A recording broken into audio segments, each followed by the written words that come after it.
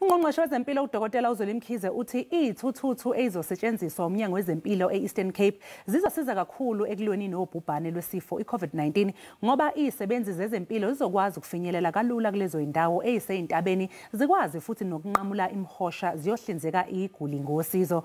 uDokotela Mkhize ukusho lokhu ngenkathi kwamukelwa izithuthuthu eBhayi eEastern Cape. Ungqongqoshe wezempilo uthi mkhulu kakhulu umsebenzi ozokwenziwa ilezi thuthuthu esifundazweni. Those scooters make it easy for someone who has to walk from house to house, ensuring the health of the people. And these cycles, the scooters, make it easier to save time and also energy as they move from one area to the other.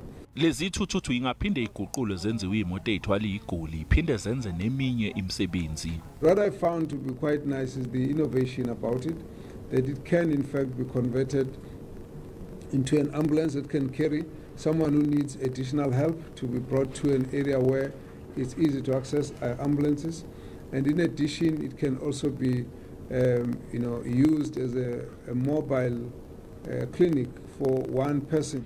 uDokotela Mkhize uqhuquzele nezinye izifundazwe ukuthi isebenzise lezi thuthuthu emzamweni yazo yokulwa nalolu bhubhane lwesifo. We would like to encourage the other provinces to have a look at it, and so we will be discussing it as well to make sure that it can actually be of use in different parts of the country. Ungqongqoshe uchazile ukuthi kungani uhulumeni enqume ukuthi abantu babuyele ezikoleni kanye nasemsebenzini sibe senyuka ngamandla isibalo sabantu abahaqekayo kanye nababulawa yilesifo. When there were fewer infections, fewer positive cases, we asked for a lockdown.